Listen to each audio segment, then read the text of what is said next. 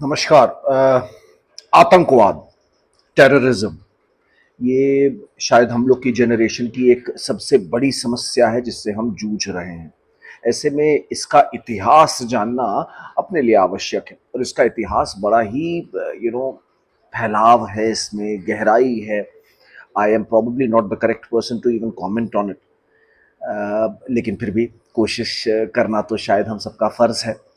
और इसी के साथ हिस्ट्री शीटर में मैं एक कोशिश करने जा रहा हूँ और आपके सामने अगले कुछ एक वीडियोस में, क्योंकि काफ़ी बड़ा टॉपिक है, मैं नहीं इसको शायद एक ही वीडियो में पूरी तरह से इसके संग जस्टिस कर पाऊंगा। तो इसलिए मैं कोशिश करूंगा कि इसे टुकड़ों में काट के आपके सामने एपिसोड्स में लेकर के आऊं। मेरा लक्ष्य होगा कि मैं तुमको बेटा आतंकवाद, टेररिज्म जिसे हम कह रहे हैं, इसकी एक अच्छी समझ, हिस्टोरिकल अंडरस्टैंडिंग दे पाऊं। कैसे इस शब्द का मतलब धीरे धीरे इवॉल्व हो रहा है, कहां से फर्स्ट टेररिस्ट घटनाएं हैं जिनको हम कह सकते हैं क्लियर कट कि भाई ये टेररिस्ट घटनाएं हैं। हमारे इतिहास की, प्राचीन इतिहास की, मध्यकालीन इतिहास की, पूरे विश्व की। मैं केवल ये वीडियो इंडिया स्पेसिफिक नहीं रख रहा हूं। आगे अगर मेरा मन करेगा तो मैं जरूर एक एपिसोड इस सीरीज का केवल और केवल भारत में आतंकवाद जो है उसके विषय पर कुछ जरूर प्रकाश डालने की कोशिश करूंगा। लेकिन फिलहाल मेरा जो अभी विजन है जिसके थ्रू मैं ये वीडियोस अपने दिमाग में फॉर्मुलेट कर रहा हूं, वो कुछ ये है कि मैं तुम्हें पूरे वर्ल्ड में, right from ancient times till medieval times and in modern times, जो टेररिज्म है ये एज एन एक्टिविटी कैसे इवॉल्व हुई, कौन है जो बड़े आतंकवादी संगठन रहे हैं हिस्टोरिकली, क्या उनका तरीका था काम करने का, क्यों हम किसी एक को टेररिस्ट कहेंगे, किसी एक को नहीं कहेंगे। इस विषय की तरह के कुछ डिस्कशंस मेरा करने का मन यहां पर है और यही मैं कोशिश करूंगा तुम्हारे सामने ले आने की। तो बात को शुरू करते हैं। ये पहला वीडियो है तो जाहिर सी बात है कि आज का फोकस थोड़ा सा एंशियंट और मेडिवल टाइम्स पे ज्यादा मैं रखने की कोशिश करूंगा। तो देखो, एक बात तो समझो कि पहले तो बेटा मैंने काफी कोशिश करी, लेकिन मुझे कहीं पर भी टेररिज्म की कोई ऐसी परिभाषा नहीं मिली जिसको लेकर के कंसेंसस हो। क्योंकि एक बात ध्यान रखो बेटा, है ना, ये बड़ी अजीब सी बात है यार, लेकिन आई एम श्योर तुम सबको कहीं ना कहीं डीप डाउन एक्सेप्ट करोगे कि किसी एक के लिए जो आतंकवादी है, टेररिस्ट है, वो किसी अगले के लिए हीरो हो सकता है, हीरोइन हो सकती है कि नहीं हो सकती है। जैसे उदाहरण के तौर पर मैं तुम्हें बताना चाहूंगा, चलो एक एग्जाम्पल जो तुम शायद थोड़ा रिलेट कर पाओ तुरंत। LTTE, liberation tigers of Tamil इलम, इनका बाद में आगे भी जिक्र करूंगा भाई। बड़ी मॉडर्न टाइम्स में तो ये बहुत इंपॉर्टेंट टेररिस्ट ऑर्गेनाइजेशन रहे हैं। ठीक है, तो इनका आगे भी डिस्कशन होगा, लेकिन अभी के लिए केवल एक छोटा सा बात समझो यहां पर बेटा कि LTTE अगर सिंघलीज गवर्नमेंट श्रीलंका की उनसे पूछोगे तो उनके लिए आतंकवादी संगठन है। लेकिन वो जो उस नॉर्दर्न और ईस्टर्न श्रीलंका में और तमिलनाडु में रहने वाले तमिलियंस हैं, उनसे इस विषय पर वार्तालाप करोगे तो तुमको लगेगा यार ये लोग तो उनको कहीं ना कहीं हीरो या हीरोइन का दर्जा दे रहे हैं। तो हर आतंकवादी संगठन के साथ, हर टेररिस्ट ऑर्गेनाइजेशन के संग ये डाइकोटोमी तुमको देखने को मिलेगी। इट डिपेंड्स अपॉन कि आप कहां पैदा हुए हैं, और वो पूरा प्योर लक बेस है। तो मेरी कोशिश होगी कि मैं अपना तुम्हें एक ऑब्जेक्टिव अंडरस्टैंडिंग दूं बेटा। मैं किसी को यहां सही या गलत प्रूव करने के मूड में नहीं हूं यार, क्योंकि भाई बुरा जो देखन मैं चला, बुरा न मिले या कोई, जो दिल देखा आपना, मुझसे बुरा न कोई। तो हम कौन होते हैं यार किसी के ऊपर उंगली उठाने वाले? हम केवल एक हिस्टोरिकल अंडरस्टैंडिंग के लिए वीडियो बना रहे हैं, आपकी और अपनी। ठीक है, तो इस बात का ध्यान रखना। अच्छा, टेररिस्ट ये वर्ड जो है, ये बड़ा गजब का वर्ड है यार। ये अगर तुम देखोगे तो लैटिन शब्द है टेरियर, या फ्रेंच शब्द है टेरियर और लैटिन शब्द है टेरर, वहां से ये निकल के आ रहा है। इसका मतलब होता है टू फ्राइटन, मतलब किसी को डराना, अपनी हरकतों से किसी को डराना। ऐसी गतिविधियां करना जिससे कुछ लोग मरें, लेकिन उनको मारना ही हमारा एम नहीं है। हमारा एम एक लार्जर मैसेज देना है, हमारा ऑडियंस कोई दूसरा है। हम पॉलिटिकल या मतलब या तो राजनीतिक वजहों से हम किसी को मार रहे हैं, या हम वैचारिक आइडियोलॉजिकल वजहों से मार रहे हैं। और हम जिनको मार रहे हैं, हम उनको ही नहीं, मतलब मैसेज हमारा किसी और को भी जा रहा है।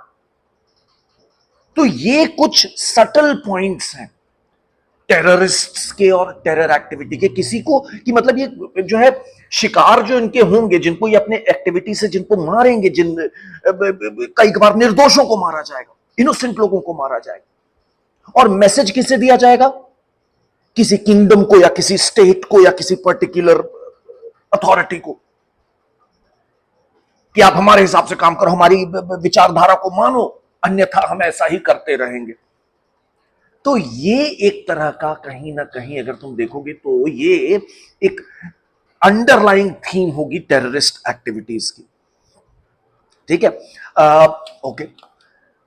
अब बात कर रहे हैं जरा सा इतिहास के पन्नों से लेकर के शुरू करते हैं बात को बेटा। तो एंशियंट टाइम्स में अगर बात करो तो जो पहला संगठन ऐसा पता चल रहा है जिसको कहा जा सकता है क्लियर कट तौर पे कि भाई ये लोग थे आतंकवादी, जिन्होंने आतंक फैला करके अपनी बात को मनवाने की कोशिश करी। तो पहला ऐसा नाम जो मिल रहा है, ये आप मानेंगे नहीं बेटा, ये लेवांत से आ रहा है। लेवांत मतलब समझे? लेवांत तो हो गया तुम्हारा पैलेस्टाइन, इजराइल, सीरिया, ये वाली रीजन। मैंने एक इजराइल के इतिहास पर एक वीडियो बना रखा है। मेरे वीडियो की लिस्ट में तुम लोग जाओगे तो तुम लोग को मिलेगा, अगर मन करे तो देख सकते हो उसको। हालांकि उसको देख लोगे तो इससे तुम्हें थोड़ा सा शायद इनके बारे में जानने में बेहतर समझ मिले, बट एनी विच वे, अगर नहीं भी देखा है तो डजंट मैटर मच। तो जो पहला संगठन हमें पता चल रहा है जिसने आतंकवाद का इस्तेमाल किया है अपनी बात को लोगों तक पहुंचाने के लिए, मनवाने के लिए, वो ऑर्गेनाइजेशन बताई जा रही है ज्यूज की थी। और ये फर्स्ट सेंचुरी सीई में बताई जा रही है, यानी कि जिस समय जीसस क्राइस्ट पैदा हुए थे उस समय की ये ऑर्गेनाइजेशन है। और इसका नाम बताया जा रहा है सिकारियाई। सिकारियाई इसे कह रहे हैं जीलॉट्स, एक ज्यूइश जीलॉट्स थे। तो देखो इस समय जो रोमन्स थे ना, उनका रूल था यहां पर छोटे छोटे इजराइली किंगडम थे, जैसे जुडाइया। ठीक है, इजराइल, जुदाइया, ये किंगडम्स यहां पर मौजूद थे, जहां पे अभी मॉडर्न डे पैलेस्टाइन तुम देख रहे हो। ठीक है, तो फर्स्ट सेंचुरी सीई में रोमन्स का यहां पे कंट्रोल था, रोमन प्रोविंस था ये इलाका पैलेस्टाइन, और यहां पे ज्यूज रहते थे। तो ये ज्यूज की एक संस्था थी जिसका नाम बता रहे हैं। ज्यूज में कुछ लोग ऐसे थे जिनको बोलते हैं जीलॉट्स। अंग्रेजी का ये बड़ा प्रसिद्ध शब्द भी है, ZEALOTS। इसका मतलब होता है somebody who is very obsessed and passionate about something। जीलॉट, जील शब्द सुना होगा तुम में से कई लोगों ने। तो जीलॉट्स थे ज्यूइश, जो चाहते थे कि हम इस इलाके को रोमन्स से साफ कर दें, रोमन्स यहां से चले जाएं। उन जीलॉट्स का ही एक ग्रुप था जिसका नाम बताया जा रहा है सिकारियाई, जिनको बोलते थे डैगर मैन। ये अपने एक उसमें क्लोक में बड़ी सी चाकू डैगर लेके चलते थे, और उस डैगर से ये लोग हत्याएं करते थे पब्लिक प्लेसेस पे। ज्यादा से ज्यादा पब्लिक प्लेसेस पे जाकर के ये लोग लोगों को मारते थे कि जो है क्या कहते हैं, जो रोमन जनरल्स होते थे या रोमन ऑफिसर्स जो होते थे उस एरिया में पोस्टेड, पैलेस्टाइन में पोस्टेड। याद रखो ये फर्स्ट सेंचुरी सीई की बात है। तो ये लोग उनको मारते थे। और किसे मारते थे? जो ज्यूज रोमन्स के कोलैबोरेटर्स होते थे उनको भी ये मारते थे। इन्हें कह रहे हैं सिकारियाई zealots, dagger man. They used to kill Roman officials and their Jewish collaborators, and their aim was to free this land, free the Palestine from Roman control. ठीक है, ये हमें पहला अपने इतिहास में, विश्व इतिहास में पहला आतंकवादी संगठन पता चल रहा है बेटा, फर्स्ट सेंचुरी सीई में। अच्छा, अब बात को थोड़ा आगे बढ़ाते हैं। अब बात करते हैं पहले इस्लामिक टेरर आउटफिट की। ये कहां से निकल के आया यार, इनको भी थोड़ा समझने के लिए इतिहास थोड़ा सा खंगालना पड़ेगा आपको बेटा। देखो समझना, भाई क्रिश्चियन इस्लाम जो है करीब 620s में आती है। 622 से इनका इस्लामिक कैलेंडर शुरू हो रहा है। 622 सीई, मैंने इस्लाम की हिस्ट्री पे भी एक वीडियो बना रखा है, उसको भी तुम देख सकते हो अगर तुम्हारा मन करे। 622 सीई में जो है इस्लाम का कैलेंडर शुरू होता है। प्रॉफिट मोहम्मद ने पहला हिज्र किया था, मक्का से मदीना गए थे, इसी को कहते हैं हिजरी एरा। 622 सी। 632 में प्रॉफिट की डेथ हो गई और इसके बाद जो 4 कैलिफ बने उन्हें कहते हैं राशिदू कैलिफ, द पायस कैलिफ, क्योंकि ये मोहम्मद के कॉन्टेम्परेरी थे, उनके साथ उनसे मिले हुए थे।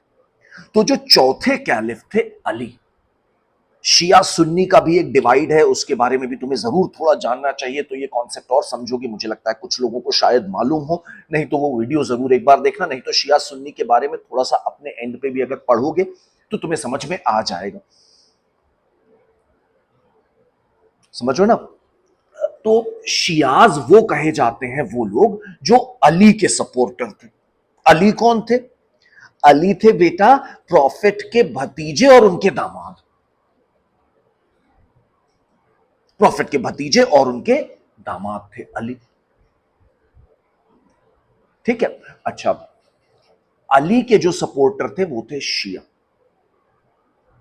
ठीक है। और वो लोग चाहते थे कि भाई जो कैलिफ है या जो इमाम बनेगा वो प्रॉफिट के परिवार से ही होना चाहिए। अच्छा, दूसरी तरफ थे वो लोग जो सुन्नी कहलाए, जिनका यह मानना था कि नहीं भाई, जो इस्लामिक एल्डर्स हैं, इस्लामिक कम्युनिटी के जो एल्डर्स हैं, इस्लामिक कम्युनिटी बोले तो उम्मा, तो उम्मा के जो एल्डर्स हैं वो मिलकर के जिसको चुनेंगे वो बनेगा कैलिफ। शियाओं के सपोर्टर, कुछ अर्ली सपोर्टर्स जो थे, सॉरी, अली के जो सपोर्टर्स थे वही कहला रहे हैं बाद में जाके शिया। अच्छा ठीक है, यहां तक तो बात अगर तुम्हें थोड़ी सी समझ में आ रही है तो मैं आगे बात को अपनी और बढ़ा रहा हूं। हम लोग डिस्कस कर रहे हैं कि टेररिस्ट ऑर्गेनाइजेशन कैसे पहला निकल के आ रहा है। तो यहां पर बेटा हम लोग को बताया जा रहा है कि 656 से लेके 661 सीई तक, इसे कहते हैं पीरियड ऑफ फर्स्ट फितना। फितना मतलब होता है सिविल वॉर। तो मुसलमानों की आपस की लड़ाई को कहते हैं फितना। तो जो पहला फितना है वो 656 से लेकर 661 तक चल रहा है। इस समय चौथे कैलिफ बोले तो अली कैलिफ थे।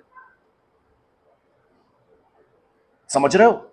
अली के ही सपोर्टर हैं शिया। अच्छा, तो जब अली कैलिफ बने तो अली ने उस समय एक मुआविया नाम का सीरिया का गवर्नर था, वो इनकी खिलाफत करता था, वो इनके खिलाफ था। तो अली ने उसके संग आर्बिट्रेशन और नेगोशिएशन करने के लिए एक्सेप्ट, हामी भर दी। तो अली के जो कुछ सपोर्टर थे उनको यह बात हजम नहीं हुई। उन्होंने कहा कि आप कैसे आर्बिट्रेशन कैसे कर रहे हैं, आप जो गलत है वो गलत है, उसके संग कोई नेगोशिएशन नहीं हो सकती। You are the caliph, you are the rightful caliph Ali, and why are you accepting this arbitration with this guy called Muawiyah who has no legitimate claim? तो उन्होंने जो है अली के खिलाफ बगावत कर दी।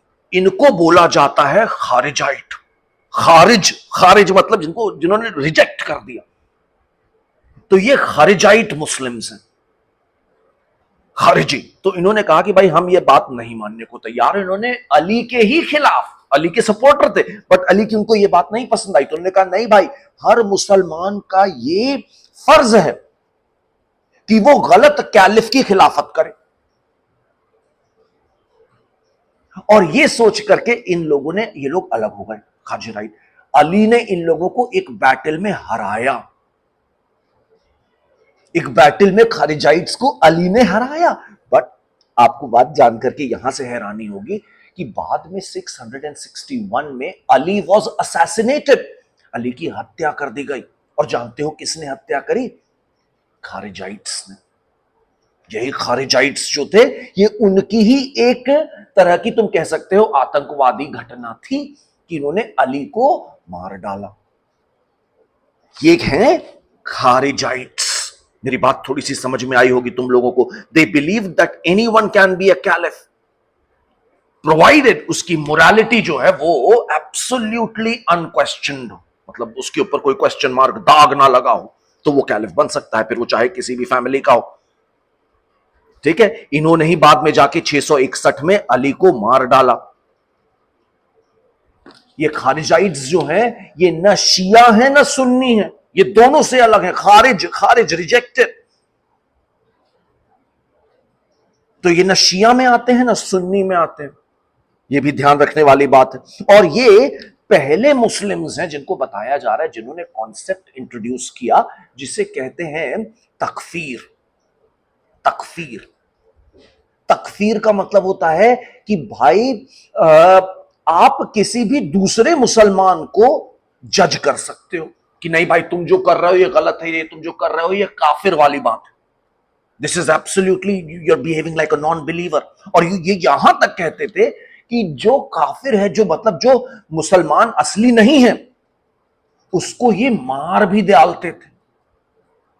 तकफीर इसको कहते हैं कि भाई a Muslim can judge a fellow Muslim. This philosophy, this concept of takfir was introduced by Kharijites. और ये कॉन्सेप्ट अभी भी इस्लामिक वर्ल्ड में बड़ा रोल प्ले कर रहा है। यहां पर बेटा मैं तुम्हें अपनी एक दो किताबें भी दिखा देता हूं। ये किताबें भगवान की दया से मुझे पिछले कुछ दिनों में पढ़ने का मौका मिला है। एक है ये ब्लैक फ्लैग्स और एक है ये घोस्ट वॉर्स, दोनों ही पुलिट्जर प्राइज विनर बुक्स हैं। इसके अलावा और भी मैंने कुछ किताबें पढ़ी हैं भगवान की दया से, जैसे प्राइज एक किताब पढ़ी मैंने, that also is a Pulitzer prize winner book. तो ये मेरे कहीं ना कहीं कुछ ना कुछ कह सकते हो प्रेरणा स्रोत रहे हैं इस वीडियो को बनाने के लिए। और इससे बहुत ज्यादा इंफॉर्मेशन तो मैंने डायरेक्टली नहीं ली है, जो इंफॉर्मेशन मैं ले रहा हूं वो काफी कुछ मैंने इधर उधर से बटोरी है, विकिपीडिया से बटोरी है, लेकिन जो पूरा ओवरऑल एक अंडरस्टैंडिंग है वो कहीं ना कहीं I owe it to these books. So I must definitely recommend you these books. जरूर इन बुक्स को पढ़ने की कोशिश करिए, प्यारी किताबें हैं, अच्छी books, they'll give you good insights. Okay, ये किताबें तुम्हें बताएंगी, समझाएंगी कि तालिबान और आईसिस कैसे बना है, क्यों बना है। आगे जाकर के मैं जब फ्यूचर वीडियोस बनाऊंगा इस सीरीज के, तो वहां पर इनका भी थोड़ा थोड़ा मैं जिक्र भगवान ने चाहा तो जरूर कर पाऊंगा। ठीक है, आगे बढ़ रहा हूं। तो मैंने तुम्हें देखो क्या समझाने की कोशिश करी यहां पर कि पहला जो अर्लीस्ट ऑर्गेनाइजेशन मिल रहा है, टेररिस्ट ऑर्गेनाइजेशन, वो तो एक ज्यू है जिसे कह रहे हैं सिकाराई जिलोट्स। उसके बाद तुम अगर फर्स्ट मुस्लिम टेररिस्ट्स की बात करोगे तो तुम्हें कहीं ना कहीं पर ये खारिजाइट्स जो हैं ये बड़ा नाम निकल के आ रहे हैं भाई। इन खारिजाइट्स ने भी जो है तकफीर का कॉन्सेप्ट इंट्रोड्यूस किया, और they also believed in murdering people so that to encourage their own ideology. और खारिजाइट्स अब बहुत ज्यादा नहीं बचे हैं, मैंने बताया न शिया थे न सुन्नी थे, अब बहुत ज्यादा बचे भी नहीं है खारिजाइट्स। इनफैक्ट इनका कोई बहुत ज्यादा बड़ा नंबर नहीं रह गया है। हालांकि मुझे एक बात और पता चली, वो ये पता चली कि जो ओमान के इबादी सेक्ट है, ओमान का इबादी सेक्ट है, वो कहीं ना कहीं अपनी इंस्पिरेशन खारिजाइट से लेता है। उतना एक्सट्रीमिज्म नहीं है उनके अंदर, काफी पीसफुल लोग हैं ओमान के मुसलमान, लेकिन हाँ वहां पर जो सेक्ट है इबादी sect, they trace their origin to these Kharijites. ठीक है, अच्छा अब सीन चेंज। तो मैंने तुम्हें बड़े संगठन बता दिए हैं अपने एंशियंट टाइम्स के, अब धीरे धीरे मैं मेडिवल की तरफ बढ़ता जा रहा हूं। ठीक है, वर्ल्ड हिस्ट्री की बात हो रही है, ध्यान रखना केवल इंडिया स्पेसिफिक नहीं है ये वीडियो। अब मैं तुम्हें अपने तीसरे चैप्टर की ओर लेके जा रहा हूं। अब तुम पहुंच रहे हो मेरे साथ 11th सेंचुरी सीई। एरिया अभी भी वही है कहीं ना कहीं, पैलेस्टाइन, सीरिया, इराक, ईरान, ये वाला रीजन है इस समय। 11th सेंचुरी, करीब 1090 के आसपास, ठीक है। और यहां पर एक नया सेक्ट आ रहा है जिसे कह रहे हैं हश शासन, हश शासन, ठीक है। ये बेटा 11th सेंचुरी, जैसे मैंने बताया, 1090 से लेके 1275 तक ये लोग एक्टिव रहे हैं। हश शासन, ये कौन लोग हैं? ये हैं, देखो सुनो, एक बात समझना, वो मुसल टाइप्स ऑफ मुस्लिम्स, मैंने एक वीडियो बनाया है, चाहो तो देखना ना, उससे थोड़ी सी तुम्हें इंसाइट और मिलेगी इस्लाम की हिस्ट्री के बारे में। तो शिया जो है ना, ये भी एक तरह के नहीं है, कई प्रकार के शिया हैं। Shia have been divided a lot. सबसे बड़ा ग्रुप है 12 शिया, ये 12 इमाम मानते हैं। फिर एक है इस्माइली शिया, इनको कभी कभी सेवेनर भी कहा जाता है, इस्माइली शिया है, ठीक है।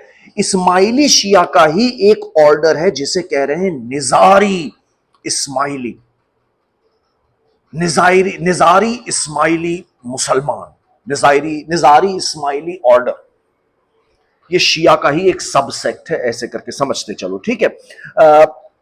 इन लोगों ने अपना 1090 में एक छोटा सा स्टेट बनाया जिसका नाम रखा गया हश शासन। ये लोग पर्शिया और लेवांत, लेवांत मतलब वही पैलेस्टाइन सीरिया वाला रीजन हो गया, तो पर्शिया और लेवांत में कई जगह पर इन्होंने कुछ स्ट्रेटेजिक फोर्ट्स, किले अपने कब्जे में कर लिए। इनके फाउंडर बताए जा रहे हैं हसन अल सबा, ये फाउंडर थे। तो इन लोगों ने कुछ कुछ स्ट्रेटेजिक फोर्ट्स अपने कब्जे में कर लिए, और वहां से ये लोग जो है क्या करते थे कि बेटा आसपास इनके जो जो लोग थे, भाई Nizari Ismailis were persecuted a lot. Shias को हमेशा सुन्नी ने परसिक्यूट किया है यार, सुन्नी ज्यादा थे, शिया कम थे, तो शियाओं को तो परसिक्यूशन का सामना काफी करना पड़ा। उसमें इस्माइली शिया वो बेचारे डबली परसिक्यूटेड, तो उन्हीं का एक ऑर्डर बन रहा है निजारी इस्माइली, और ये निजारी इस्माइली काफी परसिक्यूटेड कौम रही। इनका एक स्टेट बनाया हसन अल सब्बा ने 1090 में, और कुछ की स्ट्रेटेजिक फोर्स अपने कब्जे में कर लिए। अब भाई इनके पास बहुत ज्यादा सेना तो थी नहीं यार, निजारी इस्माइली बहुत ज्यादा बड़ी पॉपुलेशन, जनसंख्या नहीं थी इनकी, कुछ ही लोग थे जो इस सेक्ट को मानते थे। तो इन्होंने अपने को बचाने के लिए क्या किया कि इन्होंने बेटा एक ऑर्डर बनाया, ठीक है। हशाशिन का अपना एक खुद का एक ग्रुप था जिसे कहते हैं फिदायीन। फिदायीन मतलब जो फिदा हो जाए, सेल्फ सैक्रिफायर। और ये फिदायीन जो थे, they were known for undertaking assassinations. In fact जो मॉडर्न अंग्रेजी की भाषा में शब्द है असैसिन, असैसिन, असैसिनेशन, ये सारे शब्द हशाश, जो अभी हमने तो बोला ना हशाशिन से आए हैं। हशाशिन शब्द से ही ये सारे मॉडर्न टर्म्स जैसे कि असैसिन निकल के आ रहे हैं। तो ये जो हशाशिन ग्रुप के ही, हशाशिन सेक्ट के ही, मतलब हशाशिन स्टेट का ही एक ग्रुप था फिदायीन। ये लोग क्या करते थे बेटा, ये लोग जहर दे करके, धनुष बाण से और डैगर से आसपास इनके जो जो दुश्मन हुआ करते थे, कई सारे छोटे छोटे बड़े बड़े राज्य थे जो इनके दुश्मन थे, जैसे कि फातिमिद कैलिफेट इजिप्ट का, जैसे कि सेल्जुक टर्क्स, ये सब सुन्नी थे, तो ये सब लोग इनको परसिक्यूट करते थे। अब्बासिद कैलिफेट, ये लोग भी सुन्नी थे। और इस एरिया में बेटा इस समय कुछ क्रूसेडर स्टेट्स भी थे। क्रूसेडर कौन हुए समझ में आया तुम्हें? ये वो क्रिश्चियन आर्मीज थी, खासतौर पे फ्रांस की, जो जेरूसलम और उसके आसपास के इलाकों को मुस्लिम रूल से छुड़ाने के लिए आई थी। तो इन्होंने अपने छोटे बड़े कुछ किंगडम्स बना लिए थे। तो इनसे सराउंडेड थे ये निजारी इस्माइली स्टेट, बोले तो हशाशिन। तो हशाशिन ने अपने को बचाने के लिए एक नया तरीका अपनाया। क्या तरीका अपनाया बेटा? कि they would undertake assassination plots, हत्या कर देते थे अपने दुश्मनों की, मतलब स्ट्रेटेजिक टारगेट्स चुनते थे और इनकी कोशिश होती थी कि जाकर के भीड़ भाड़ वाले इलाकों में मार के जल्दी से भाग जाओ और लोगों में एक भय और आतंक फैलाओ ताकि लोग इनकी आइडियोलॉजी से छेड़छाड़ ना करें, इनको परेशान ना करें। एक बात ध्यान रखना बेटा, ये जितने आतंकवादी संगठन है ना, इन्होंने अपने टाइम की बेस्ट टेक्नोलॉजी का इस्तेमाल किया लोगों में आतंक फैलाने के लिए। बेस्ट क्वालिटी का जहर, बेस्ट क्वालिटी की तलवारें, और अब जाके देखोगे तो बेस्ट क्वालिटी के वेपन्स, ऑटोमेटिक वेपन्स, वो सब किए यूज करते आए हैं। ये आज की ही घटनाएं नहीं है बेटा, ये याद रखो बेटा। हिस्ट्री पढ़ोगे तो तुम्हें समझ में आएगा कि you know what we are seeing is not something which is very अनोखा और यूनिक। ये होता आया है, ये एक पैटर्न है जो तुम्हें समझना चाहिए धीरे धीरे। शायद मैं भी कोशिश करता हूं समझने की, और कोशिश करता हूं कि थोड़ी सी अपनी समझ मैं आपसे शेयर भी करूं। आप भी जो आपको समझ में आता है वो मुझसे जरूर शेयर करिए, और इसी तरह सब लोग साथ में थोड़ा थोड़ा सीखते जाएंगे। है बात सही कि नहीं? तो देखो, ये जो हशाशिन थे और इनका जो फिदाइन ग्रुप था, इन लोगों ने सैकड़ों लोगों की हत्याएं करी। 3 तो कैलिफ मारे हैं। कैलिफ समझ गया ना, जो इस्लामिक वर्ल्ड के लीडर होते थे। 3 तो कैलिफ मारे हैं। कई क्रूसेडर किंगडम्स के राजाओं को मारा है। समझ गए ना? तो कैसे इनके टारगेट्स क्या होते थे, क्यों होते थे? I hope you have been able to get somehow what I am trying to tell you here. अच्छा, बाद में 1275 में जाके मंगोलों ने हशाशिन स्टेट को, जो निजारी इस्माइली स्टेट था, वो पूरा खत्म कर दिया। उनसे सारे उनके कैसल वैसल छीन ले गए, उनकी पावर को काफी खत्म कर दिया गया। धीरे धीरे ये लोग इस्माइली शिया जो है ये भारतीय उपमहाद्वीप में आ गए। इनके लीडर को ही आगा खान बोला जाने लग गया। इनका जो इमाम था उसी को आगा खान बोला जाने लग गया। In fact I think I should tell you this, Mohammad Ali Jinnah वो एक खोजा मुस्लिम बताए जाते हैं। खोजा मुस्लिम कौन होते हैं? निजारी इस्माइली सेक्ट होता है। तो मोहम्मद अली जिन्ना जो है वो इसी सेक्ट से एसोसिएटेड हैं। हम ये भी अपने जहन में बैठा सकते हैं बात। ठीक है, ये एक थोड़ी सी समझ में तुम्हें बताना यहां पर जरूर चाहूंगा। बाय द वे, ये भी कहने की बात है कि ये Mohammad Ali Jinnah later down the line ही started identifying himself more as a Sunni rather than a Shia और इस्माइली शिया। हालांकि आगा खान, ये तुम लोगों ने शायद, अगर तुम लोग ध्यान से पढ़ोगे तो तुम्हें पता चलेगा कि मुस्लिम लीग जो भारत में बनी थी, उसके लिए जो शिमला डेप्यूटेशन गया था, उसकी लीडरशिप उस समय के आगा खान ही कर रहे थे, जो कि निजारी इस्माइली के क्या हैं? इमाम बताए जाते हैं। इमाम बोले तो रिलीजियस लीडर। ठीक है, चलो, ये तो थोड़ी सी मैंने तुम्हें स्टोरी बता दी हशाशिन की। हशाशिन की तुम्हें थोड़ी सी स्टोरी मैंने बता दी। अच्छा, अब आगे मेडिवल टाइम्स का एक घटना का मैं जिक्र और करना चाहूंगा तुम्हारे सामने। इसके बाद मेरा थोड़ा सा यहां पर इस वीडियो का मुझे लगता है कि मैं मोटा मोटा कवर कर लूंगा जो जो मुझे कवर करने को सोचा था। तो देखो, एक बात समझो पहले तो ये बेटा कि एक इवेंट हुआ था जिसे कहते हैं रिफॉर्मेशन। ये 16th सेंचुरी में हुआ था। और 16th सेंचुरी में रिफॉर्मेशन बेसिकली क्या हुआ था कि भाई कैथोलिक चर्च के खिलाफ बहुत सारे लोग निकल आए थे और उन्होंने कहा था कि भाई कैथोलिक चर्च बहुत करप्ट हो गई है और हम इसकी लीडरशिप को नहीं अब स्वीकार करते, पोप की लीडरशिप को हम नहीं स्वीकार करते। और ये मूवमेंट कहलाया रिफॉर्मेशन या कहलाया प्रोटेस्टेंट रिफॉर्मेशन। इसी प्रोटेस्टेंट मूवमेंट के चलते चलते यूरोप में बहुत सारी रिलीजियस वॉर्स हुई। ऑफ कोर्स बहुत सारी रिलीजियस वॉर्स हुई। एक बड़ी घटना और हुई इंग्लैंड में। इंग्लैंड में हेनरी एर्थ ने 16th सेंचुरी के मध्य में,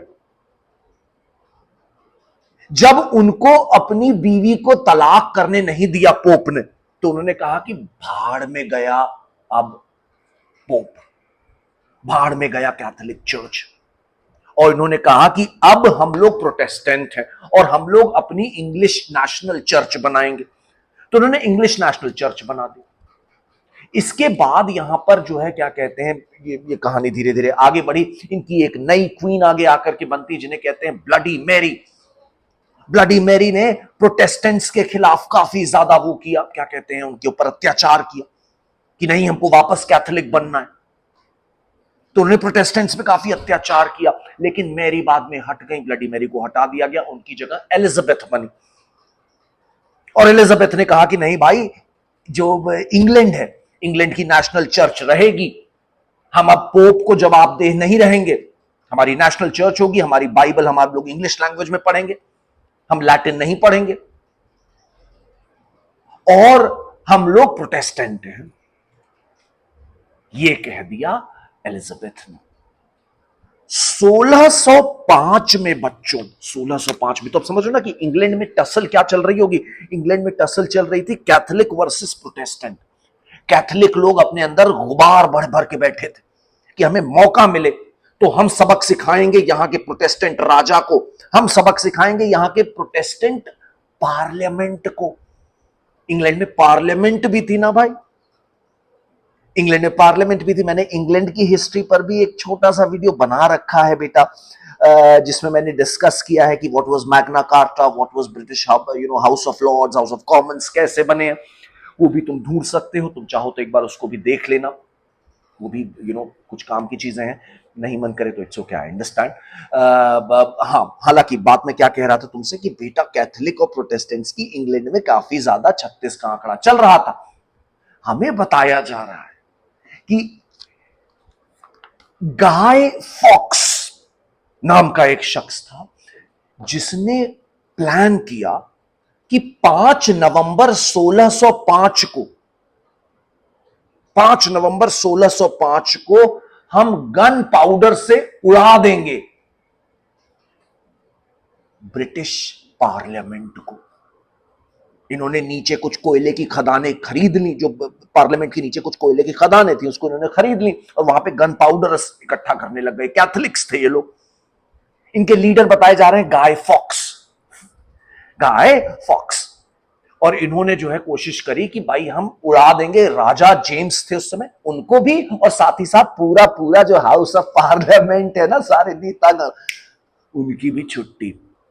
और फिर हम लोग वापस यहां पे कैथोलिक धर्म स्थापित करेंगे, प्रोटेस्टेंट्स को हम लोग सबक सिखाएंगे। इसको कहते हैं गन पाउडर प्लॉट। ये प्लॉट पकड़ लिया गया, फेल हो गया, गाय फॉक्स अरेस्ट हो गए, बाद में इनको फांसी की सजा दे दी गई। 5 नवंबर को आज भी ब्रिटेन में यह दिन सेलिब्रेट होता है। ये लोग गाय फॉक्स और पोप की का पुतला बनाते हैं, एफिजी बनाते हैं और उसको आग लगाते हैं। आज भी इंग्लैंड में ये कल्चर चल रहा है, ट्रेडिशन चल रहा है इनका। गन पाउडर प्लॉट कहते हैं इसको। और इसका जो है मॉडर्न डे में इसको कहीं ना कहीं पे कहा जाता है कि यार ये देखो, ये उस जमाने का 9/11 था। ऐसे पैरेलल ड्रॉ किया जाता है कि 9/11 में भी तो यही धार्मिक वजहों से ही उन्होंने अमेरिका की इतनी बड़ी बिल्डिंग पे अटैक किया था। उस समय गन पाउडर सबसे गजब की टेक्नोलॉजी थी, उसका इस्तेमाल किया। 2001 में हवाई जहाज सबसे बढ़िया टेक्नोलॉजी उनको लगा, उसामा बिन लादेन को, अलकायदा को, तो उन्होंने उसका इस्तेमाल किया। तो ये गन पाउडर प्लॉट जो है, it has drawn serious parallels with the 9/11 that occurred in 2001। तो ये कुछ तुम्हारे सामने मैंने एंशियंट और मेडिवल टाइम्स की बड़ी बड़ी घटनाएं रखी हैं, आतंकवादी घटनाएं रखी हैं, आतंकवादी संगठनों के बारे में तुम्हें थोड़ा थोड़ा मैंने बताने की कोशिश यहां पर करी है। अगले एपिसोड में मेरी कोशिश होगी कि मैं जल्द ही तुम्हारे सामने लेकर के आऊं कि कैसे अब धीरे धीरे मॉडर्न एवोल्यूशन होना शुरू हुआ, कैसे आतंकवादी घटनाएं अब धीरे धीरे एनार्किज्म एक फिलॉसफी होती है, अराजकता जिसे कहते हैं, जो स्टेट को डिस्ट्रॉय करना चाहता है। तो एनार्किज्म से, राष्ट्रवाद से, और एंटी मोनार्किज्म, मोनार्किज्म मतलब हो गया कि भाई मोनार्की तो समझते हो ना, राजा का जो कॉन्सेप्ट होता है, तो उसके खिलाफत होने लग गई। तो ये आतंकवादी गतिविधियां, terrorist activities, terrorist organisations were now, as we go to 18th century, अभी तो हम लोग यहीं पे 1605 17वीं शताब्दी में, 18वीं शताब्दी से हम देखेंगे कि आतंकवादी गतिविधियां अब राष्ट्रवाद, अराजकता और राज सत्ता, राजा की सत्ता के खिलाफ इन आइडियोलॉजी से प्रभावित होंगी। और फिर हमें देखने को मिलने लगेगा कि अलग अलग जगह पे कैसे आतंकवादी गतिविधियां हो रही हैं। इनकी कोशिश, इनको तुम्हारे सामने प्रेजेंट करने की कोशिश मैं भगवान ने चाहा तो करूंगा, और तुम लोग उसे भी एंजॉय करना। God bless you, see you soon. आज के लिए इतना ही, बाय बाय।